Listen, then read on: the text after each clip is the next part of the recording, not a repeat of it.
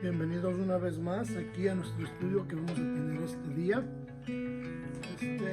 Vamos a continuar ahora y vamos a acabar el 8º capítulo del Evangelio de San Juan. Pero antes que nada, quiero que abramos en oración, ¿sí? Padre, venimos ante tu presencia y te damos gracias, Señor, por tu amor, tu caridad y tu compasión. Te pido, Señor, que nos llenes, Señor, de tu espíritu, nos abras el corazón al entendimiento y, Señor, que quites el velo, Señor, que el mundo o la religión pone sobre nuestros ojos, Señor. Te ruego, Padre, que nos puedas ver con toda claridad, Señor, tu palabra, tu reino, tu gloria, tu majestad, tu divinidad, Señor, y lo bueno que eres con nosotros. Te agradezco en el nombre de Cristo por el sacrificio de tu Hijo Jesús en la cruz, por mí, por mis hermanos y mis hermanas en la fe. Y una vez más, Señor, te pido y te imploro con todo mi corazón, rendido ante tu presencia. Bendícenos en este estudio, en el nombre de Cristo Jesús. Amén. Bueno, hermanos y hermanas, como les digo, vamos a continuar este día en el capítulo 8, versículo 48 del Evangelio de Juan, o San Juan, si quieren decir. Pero dice el versículo 48, respondieron entonces los judíos y le dijeron, ¿no decimos bien nosotros que tú eres samaritano y que tienes demonio? Ahora, ¿qué significa esto? Ser un samaritano. Bueno, si recuerdan, al ser llamado un samaritano, era un tipo de insulto, ¿verdad? Entonces están insultando a Jesús en este momento ellos. Y ellos no consideraban a los samaritanos como judíos, porque si leemos en el Antiguo Testamento, podemos ver que los samaritanos habían sido dos distintas gentes. Primero eran los judíos que se habían mezclado con las otras nacionalidades que habían traído los asirios a esa región del norte de Israel y se mezclaron y producieron lo que se llama los samaritanos, ¿verdad? Que son otras razas. Y en el versículo 41, disculpe, ellos habían insinuado que Jesús había nacido, se recuerdan del pecado, ¿verdad? De la fornicación. Como también una vez más insultándolo a ellos. Y ellos siempre se querían hacer sentir mejor porque decían, nosotros no nacemos de la fornicación. Y como vamos a ver, que decían y han dicho, nosotros somos descendientes de Abraham. Y entonces siempre se querían sentir superior a Jesús.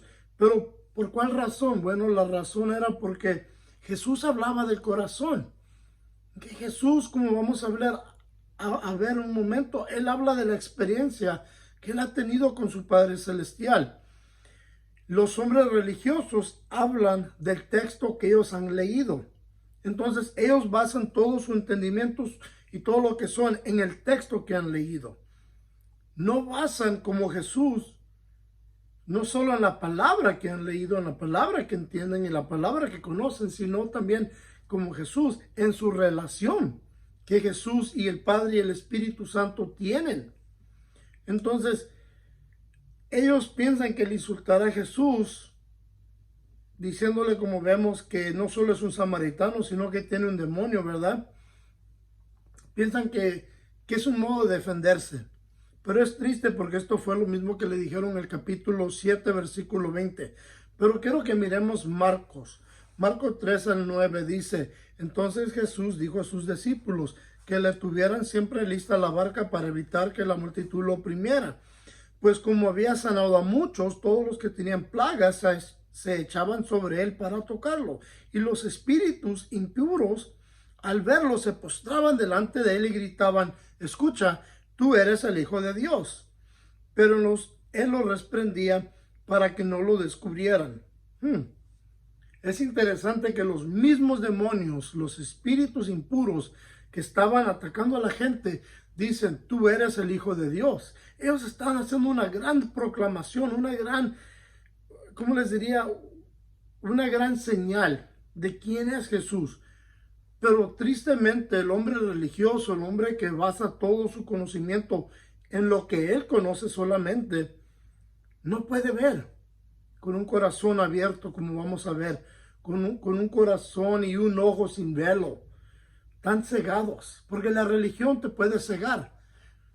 Hay mucha gente que yo conozco que son muy religiosos, extremadamente religiosos, pero no tienen una relación con Dios. Todo lo que hacen es basado en lo que se les ha dicho que su religión debe de producir. Esto es lo que la religión pide y esto es lo que vamos a hacer. Pero lo que vamos a ver que Dios pide es tu corazón, tu obediencia y que tú te rindas a Él, que te humilles. Esa palabra humillarte, muchos se ofenden. Pero sabes, al ser una persona humilde es cuando Dios comienza a obrar en tu corazón. Si Jesús hubiera sido como ellos, Dios no hubiera obrado en su Hijo. Pero Jesús vino a demostrarnos cómo debemos ser nosotros, cómo debemos vivir nosotros. ¿Verdad? Entonces vemos que el ser humilde tiene un buen aspecto. Mira lo que dice en Marcos 3:26 acerca de los insultos de Jesús. Disculpa, de los religiosos hacia Jesús. Este ha sido un día muy ocupado para mí. Muy interesante, más bien dicho. Dice, pero los escribas que habían venido de Jerusalén decían que tenía a Beelzebub, que es el demonio, y que por el príncipe de los demonios echaba fuera a los demonios. Y habiéndoles llamado, les hablaba en parábolas, ¿cómo puede Satanás echar fuera a Satanás? Si un reino está dividido contra sí mismo, tal reino no puede permanecer. Si una casa está dividida contra sí misma, tal casa no puede permanecer. Y si Satanás se levanta contra sí mismo, se divide y no puede permanecer, sino que ha llegado a ¿qué? A su fin. Y es cierto, porque Satanás no va a ser contra él mismo. No, él viene a hacer cosas en contra de Jesús. Como digamos, si tú estás ahora caminando con Jesús, si tú lo has recibido como tu Salvador, Satanás está obrando contra ti. Satanás está haciendo todo lo posible para que tú te separes de esa relación que ahora has obtenido con Jesús, que tú te separes de la relación que ahora compartes con Dios. ¿Por qué? Porque Él quiere verte caído. Satanás no tiene buenos planes para ti. Sin embargo, Jesús ha venido para levantarnos, para ayudarnos a llegar al cielo, para que un día podamos estar con Él en el reino de Dios. A eso ha venido Jesús. Entonces podemos ver que las respuestas de Jesús a sus insultos, ¿verdad? De ellos, como cuando testifican de que Él tiene demonios, que Él está correcto en decir que ellos son falsos. Porque dice que el versículo 49, respondió Jesús, yo no tengo demonio, antes honro a mi Padre y vosotros me deshonráis, pero yo no busco mi gloria, hay quien la busca y juzga. En 1 Pedro 2:23 leemos, cuando lo maldecía no respondía con maldición, cuando padecía no amenazaba, sino que encomendaba la causa al que juzga justamente. ¿Cuántos de nosotros somos así? Si te maldicen, no maldecimos. Si hablan mal de ti, no hablamos mal de alguien. Es difícil, ¿verdad? Aparte de Jesús es muy difícil, pero cuando tienes a Jesús, tú vas a hacer todo lo posible por honrar a tu Padre del reino, en el reino celestial, ¿verdad? Porque en tu corazón vas a decir, ¿por qué voy a maldecir a esta persona? Si yo sé que Jesús me dice, ora por los que te maldicen, ora por los que te odian, oran por los que te maltratan. Entonces Jesús oró por ellos y oraba por ellos y hasta cuando estaba en la cruz pidió por ellos, demostrando cómo nosotros debemos honrar a Dios. Sin embargo, ellos lo deshonraban a Él cuando lo insultaban. Ellos enseñaban la dureza del corazón, ellos enseñaban lo que la religión exige y lo que la religión produce. ¿Okay? Pero dice que hay quien busca y juzga, ¿verdad? Jesús no vino, dice, yo no vine a traer mi gloria a mí mismo en este mundo. Su gloria de Él estaba en el cielo. Él vino a demostrarnos a nosotros cómo ser hombres y mujeres entregados a Cristo Jesús, entregados a Dios, devotados a la gloria de Dios.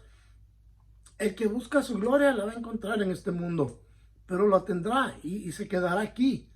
Pero el que busca la gloria de Dios, como Jesús, que vino a traer gloria al Padre y a producir gloria para el reino de Dios, entonces cuando estés en la presencia de Dios, seremos glorificados. En ese momento vas a recibir lo que Dios tiene para ti.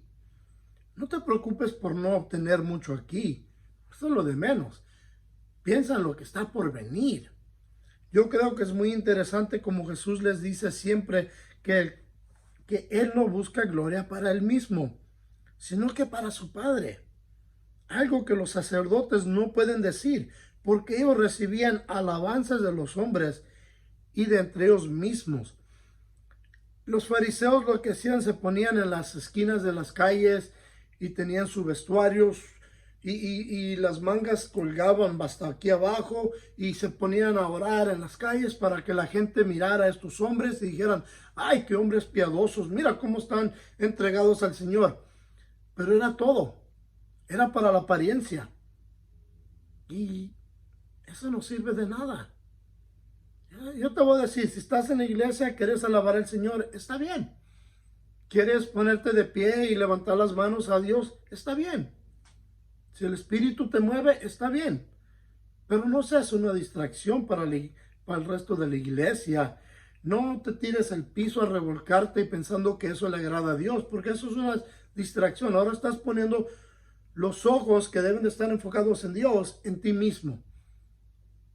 Eso no glorifica a Dios.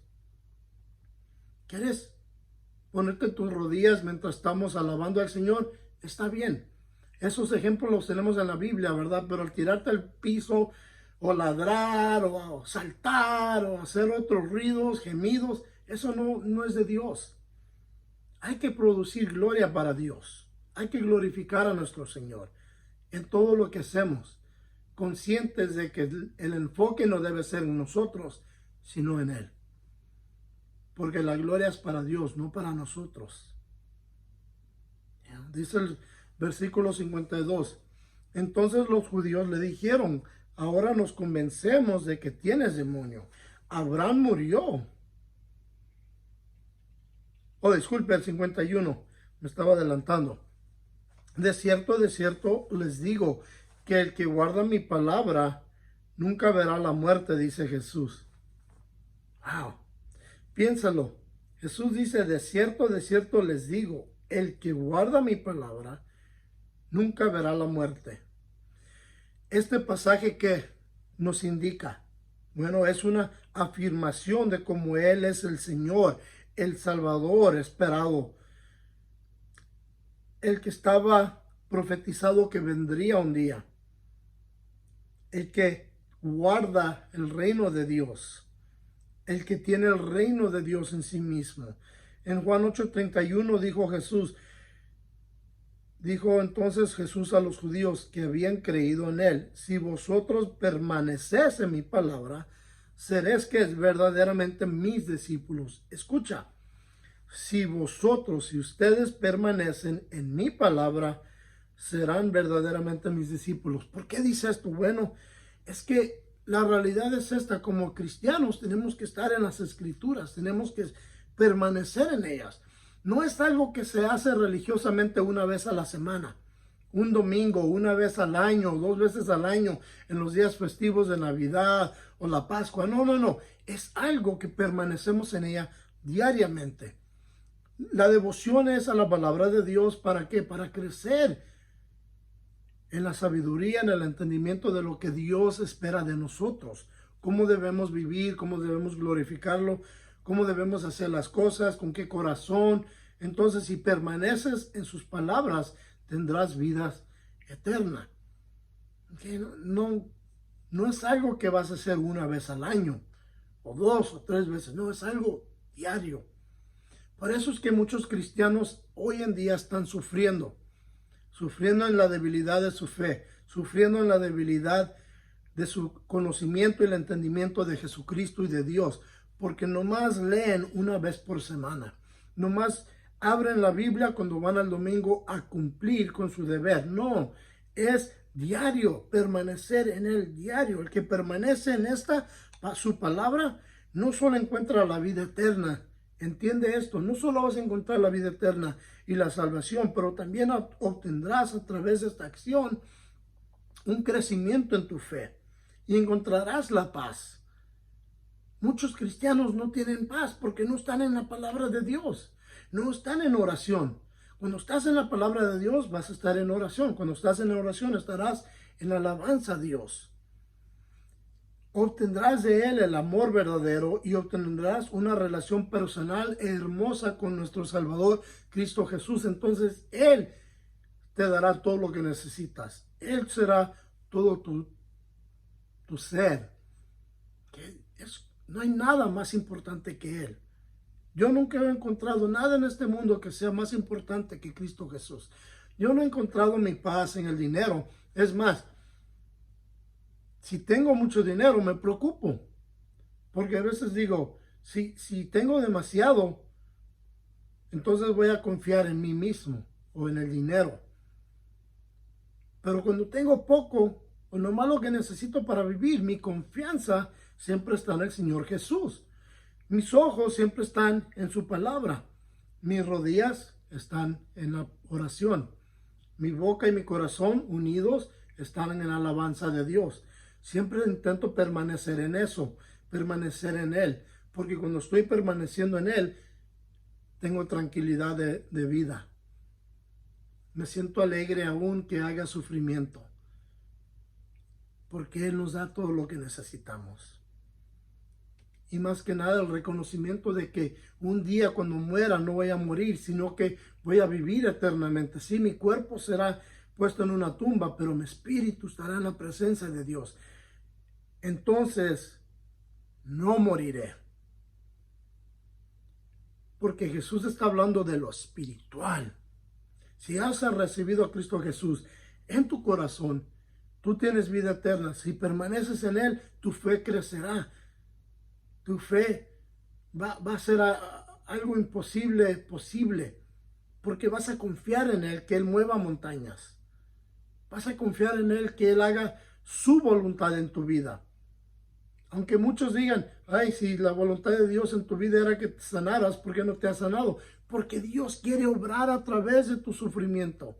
Tú permaneces en Él. Tú deja que Dios haga lo que haga. Tú permaneces en su palabra, permaneces en la fe, crees en que Dios está haciendo algo bien a través de ti para el bien de todos.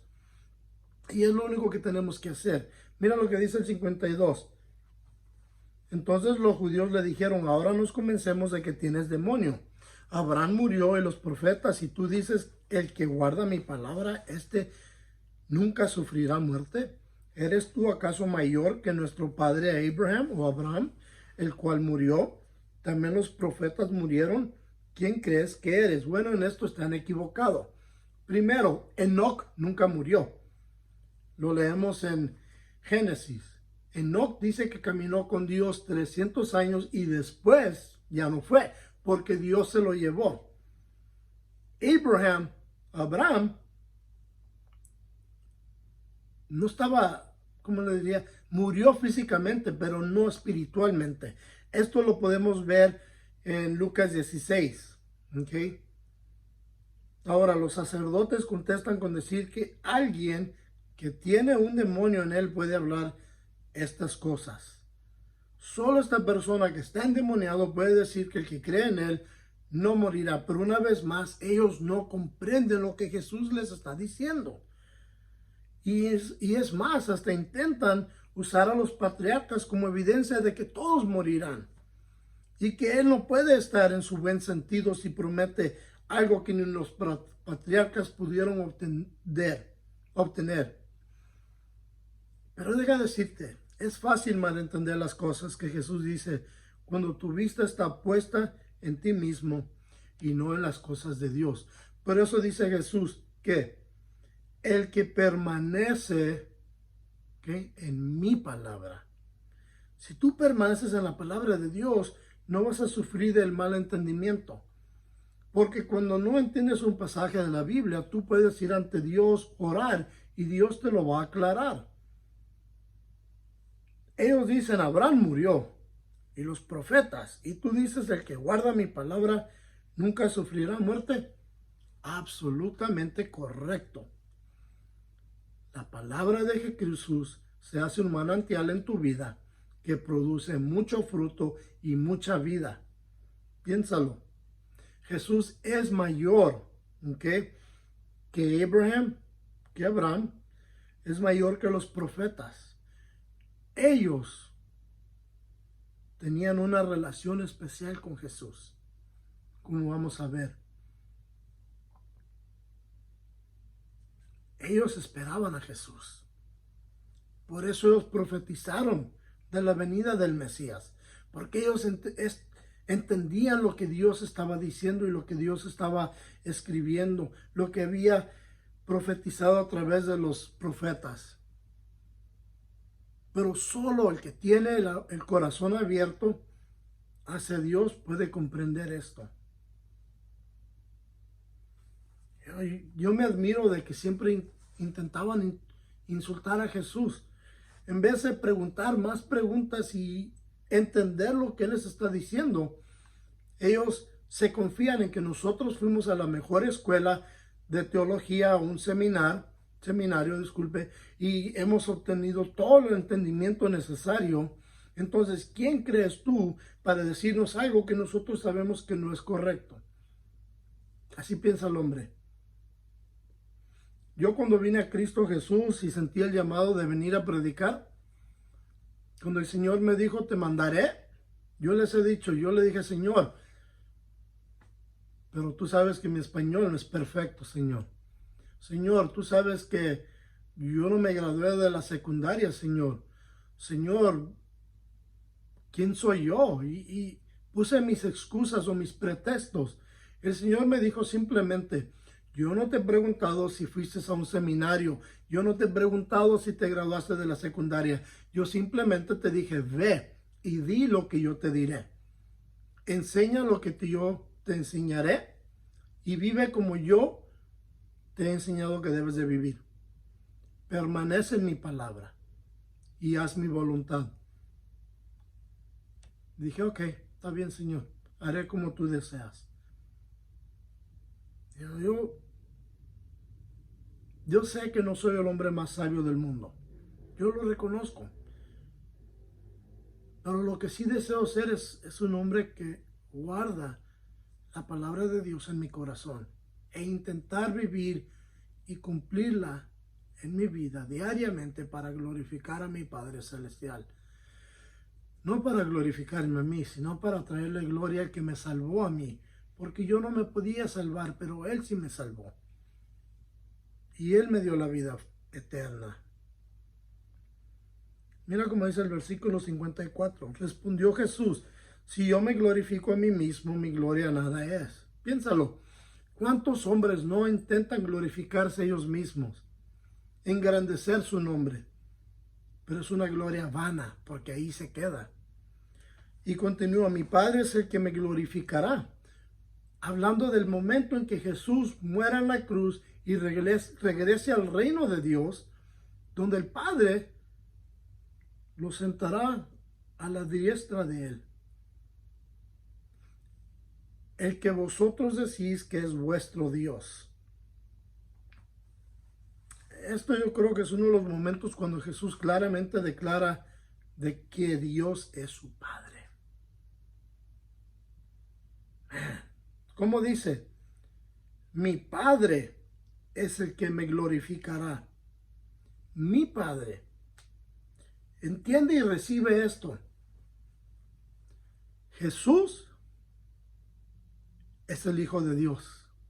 Yo reconozco que hay ciertas religiones que existen, como los musulmanes, que dicen que Dios no tiene un hijo. Pero Jesús declara abiertamente que Él es el Hijo de Dios. Los musulmanes dicen, no, Jesús es simplemente un profeta menor que nuestro profeta Mohammed. ¿Okay? Ellos dicen, Mohammed es más alto que Jesús. No, Mohammed era un hombre que murió y está enterrado. Jesús no tiene tumba. Jesús resucitó al tercer día y fue que exaltado a los reinos de los cielos. Pero entiende esto, ¿ok? Si Jesús fue un profeta menor, ¿ok? Jesús sería un profeta falso, al que no debemos poner atención porque Él dice ser el Hijo de Dios. Si Él no fuera el Hijo de Dios, no ponemos atención. Y es más, sería un profeta falso. Entonces ellos mismos, los musulmanes, están contradiciendo. Dicen, él no es el Hijo de Dios. Jesús dice, yo soy el Hijo de Dios. Ellos dicen, él es un profeta menor. Jesús nunca ha dicho eso. Es más, dice, mi Padre que me glorificará, al que vosotros decís que es vuestro Dios. ¡Wow! ¡Qué clarificación! Yo soy el Hijo de Dios. Ustedes dicen que conocen a mi Padre, pero en realidad no tienen una relación ni lo conocen a Él. ¿Por qué? Porque solo el Hijo de Dios pudo hacer esta obra en nosotros, que es que el perdón del pecado y extendernos la salvación a través de la cruz. Nadie más lo ha podido hacer más que Jesús. Si Él no fuera el Hijo de Dios, su sangre no limpiaría tu pecado. Si Él no fuera el Hijo de Dios, no podías tener salvación. Si Él no fuera el Hijo de Dios, tú no tendrías vida eterna. Si tu relación con Jesucristo como Hijo de Dios no fuera cierta, tú permanecerías en lo que eras. Pero porque Él es el Hijo de Dios, Él puede hacer los cambios necesarios en tu vida para darte la gloria, la felicidad, el gozo eterno que existe y viene a través de Cristo Jesús. Y dice el 55, vosotros no lo conocéis, yo sí lo conozco, y si digo que no lo conozco, sería mentiroso como vosotros, pero lo conozco y guardo su palabra. Jesús les dice, todo este tiempo ustedes creen que lo habían conocido, pero nunca lo han conocido. ¿Por qué? Bueno, porque ellos nomás tienen su religión. Mira lo que dice Marcos 3, 1 al 5. Otra vez entró Jesús en la sinagoga. Había allí un hombre que tenía cerca una mano y lo acechaban para ver si lo sanaría el sábado, a fin de poder acusarlo. Entonces dijo al hombre que tenía la mano seca, levántate y ponte en medio. Y les preguntó, ¿es lícito en los sábados hacer bien? Y esta es una pregunta muy justa. ¿Por qué? Porque, bueno, si leemos las escrituras, nos damos cuenta que los sacerdotes, si un asno, un burro se caía en el lodo o en un pozo, ellos en el sábado lo sacaban. Usaban pretextos y excusas y cualquier razón para hacer lícito o una buena obra en el sábado. Pero si Jesús quiere hacer una buena obra, ahora le están poniendo trampa. Y dice, ¿es lícito en los sábados hacer bien o hacer mal? ¿Salvar la vida o quitarla? Pero ellos callaban. ¿Por qué? Porque ellos sabían que ellos hacían esto en el sábado. Entonces, mirándolos con enojo, ¿por qué? Porque no se atrevieron a contestar con verdad. Entristecido por la dureza de sus corazones, dijo al hombre, extiende tu mano. Él extendió y la mano le fue restaurada y sanada. Entonces, ¿qué es lo que les impide al hombre que conozca a Dios? Esta es la pregunta más importante que te voy a hacer. ¿Qué es lo que te impide a ti de que puedas conocer a Dios como tu Salvador? ¿Sabes qué es? La dureza de tu corazón. La dureza que nace de la religión. Esa terquedad que no quiere o no te permite abrir los ojos a la realidad de lo que Dios está haciendo y desea hacer en tu vida. De lo que Él puede hacer contigo. Esa dureza que te causa que rechaces su palabra y te rindas a Él. Muchas veces uno puede ser como el caso de los judíos, donde ellos se aferraban a la religión cuando Dios desea una relación. Y esta fue la distinción entre Abraham y los hombres religiosos. El padre Abraham tenía una relación con Jesucristo. Jeremías tenía una relación con Jesucristo, que era Dios. Elías el profeta tenía una relación con Dios. Todos tenían relación, no tenían religión. Enoc tuvo una relación por 300 años con Dios. No tuvo religión. La religión te endurece. La relación con Dios te abre tu corazón a escuchar de Él y recibir lo que Él quiere para ti. Mateo 23:15 dice, Hay de vosotros, escribas y fariseos, hipócritas, porque recorréis mar y tierra para ser un prosélito, y cuando lo conseguís, lo hacéis 2 veces más hijo del infierno que vosotros. Qué feo. Qué feo. Mateo 23, 25 al 31 dice, hay de vosotros, escribas y fariseos, hipócritas, porque limpiáis lo de afuera del vaso y del plato, pero por dentro está lleno de robo y de justicia.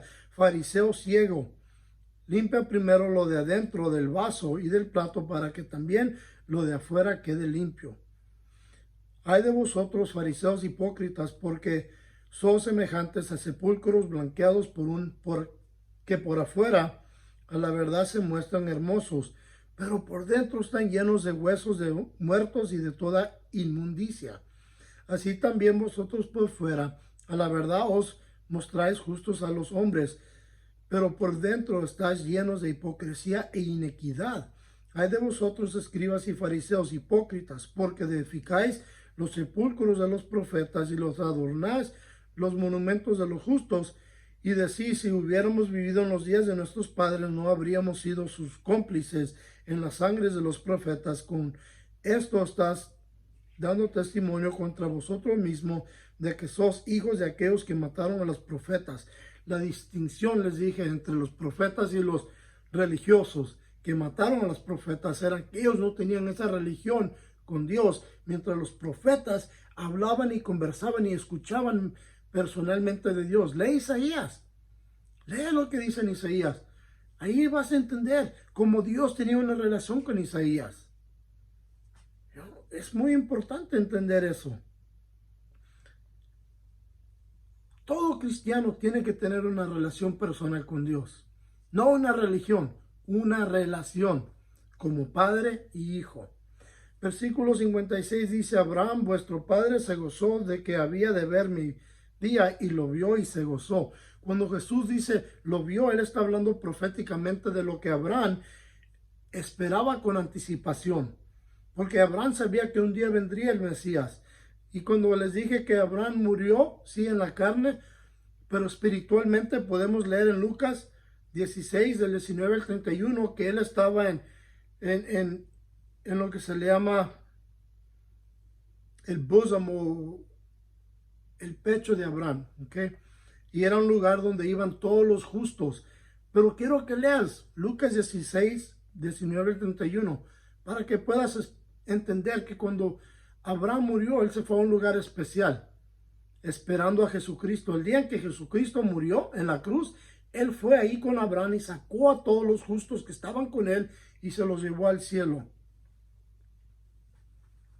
Dice el versículo 57, entonces le dijeron los judíos, aún no tienes 50 años y has visto a Abraham. Wow. 50 años era el cumplimiento de la edad masculina. Entonces ellos le dicen que él, siendo un hombre joven, no es posible que haya visto a Abraham. Yo tengo 48 años. Quiere decir que en la vista de los judíos todavía soy un hombre joven. Gracias a Dios me siento joven. Pero Jesús tenía 33 años cuando fue crucificado. Pero él había visto a Abraham. Él había visto a Josué. Lee el libro de Josué. Léelo. Y verás que Jesús se le aparece a Josué. Jesús les dijo, de cierto les digo, antes que Abraham fuera, yo soy. Las palabras que usa Jesús para describir a Abraham y él mismo son de las mismas, de las más importantes en su discurso. Primero, antes, esto significa que Abraham tuvo que ser traído a la existencia, ¿verdad? Porque dice, antes que Abraham fuera, antes de que Abraham existiera, yo soy. Yo existía. El decir yo soy, esta declaración significa que él existía antes de que existiera la creación. que es el libro de Génesis, donde leemos la creación, y que su existencia es eterna, como leemos en Juan 1:1, donde dice, en el principio era el verbo, y el verbo era Dios, y el verbo estaba con Dios. En el principio, desde el comienzo, desde antes de la creación, desde antes de que comenzara el tiempo, Jesús ya existía con el Padre. Cuando Moisés fue mandado al faraón, lo que le preguntó al que lo mandó, que era Jesús, Dios, le dijo, ¿quién les diré que me mandó? Y la contestación fue, yo soy. Y Jesús aquí mismo dice, yo soy. Y el pasaje que sigue después, quiero que entiendas que los judíos claramente están entendiendo que Jesús está diciendo que Él es Dios. En el capítulo 10, versículo 30, Él dice, mi Padre y yo somos uno. Y en el capítulo 14, versículo 6 al 7, Jesús les dijo, yo soy el camino, la verdad y la vida. Nadie viene al Padre sino por mí. Si me conocieras, también a mi Padre conocieras, y desde ahora lo conoces y lo habéis visto. Entonces, cuando Jesús dijo, el que guarda mi palabra, su palabra nos da a reconocer que nos da a conocer al Hijo y al Padre. Entonces, cuando tú guardas la palabra de Dios en tu corazón, tú conocerás al Hijo, conocerás al Padre, conocerás al Espíritu que vendrá, que es el Espíritu Santo. Y esto vuela en la cara de los testigos de Jehová que dicen que Jesús es una creación conocido como el arcángel Miguel y no el creador. Ellos dicen que Jesús existía como un ángel y nada más. Ellos cambiaron las escrituras poniendo era un Dios donde correctamente lee es Dios. Si esto no fuera así, lo que sigue no hubiera sucedido. Por eso te dije, el siguiente pasaje es de gran importancia. ¿Por qué? Porque si Jesús no es Dios, lo que vamos a leer no hubiera ocurrido. Mira lo que dice el versículo 59. Tomaron entonces piedras para arrojárselas. ¿Por qué tomaron las piedras? Por lo que acabamos de leer. Ellos entendieron cuando Jesús dijo, yo soy, ¿qué está hablando de qué? Está hablando del libro de Éxodo, capítulo 3, versículo 20, donde dice Dios, yo soy quien yo soy, te mandó. Yo soy. Y Jesús dijo, yo soy. E inmediatamente ellos recogen piedras porque dicen, este hombre se acaba de declarar Dios. Si ellos pudieron comprender esto, ¿por qué los testigos de Jehová no pueden comprender que lo que Jesús está diciendo es correctamente y verdad? Que Él es Dios. ¿Sabes por qué? Porque ellos tienen una religión, no tienen una relación con Dios, no tienen una relación con el Hijo, no tienen una relación con el Espíritu Santo.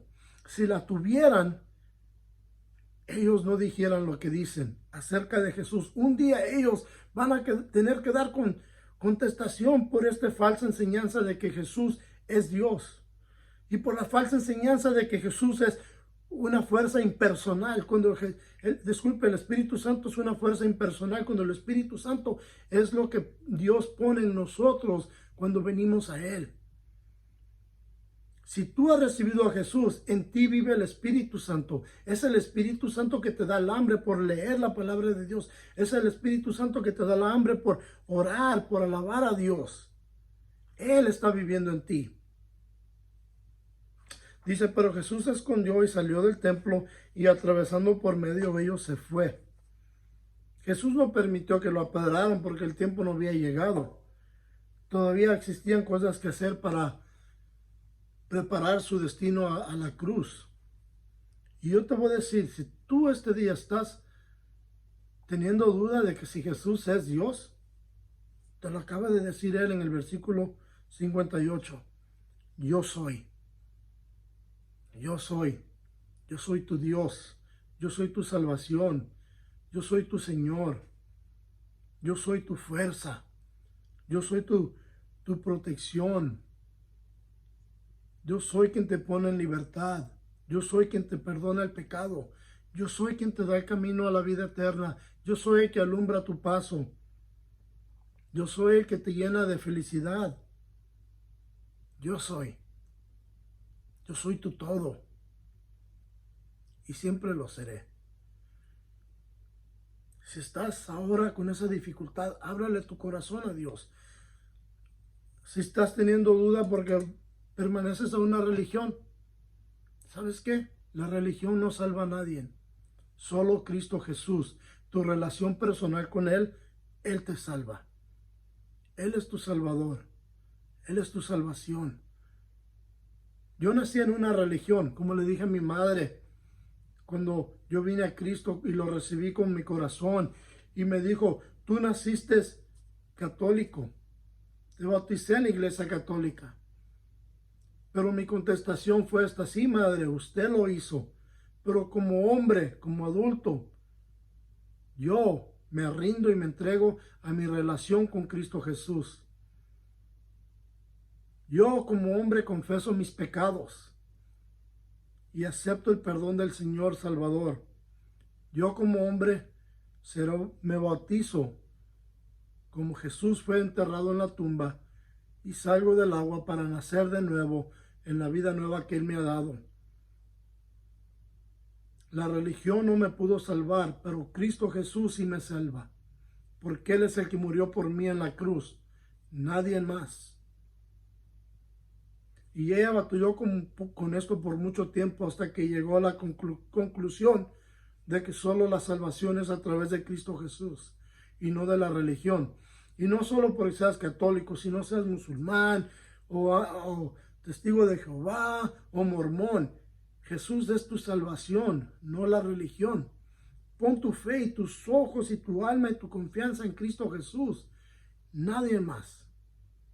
Esa es mi oración para ti. Si tú quieres salir de la dureza de la religión y quieres entregar tu corazón a Cristo, en este momento ora conmigo así. Señor, vengo ante tu presencia. Padre eterno, te pido perdón por mis pecados. Acéptame como tu hijo. Ayúdame a formar parte de tu familia. Ayúdame a obedecer y a caminar y a permanecer en las palabras de tu Hijo Jesús.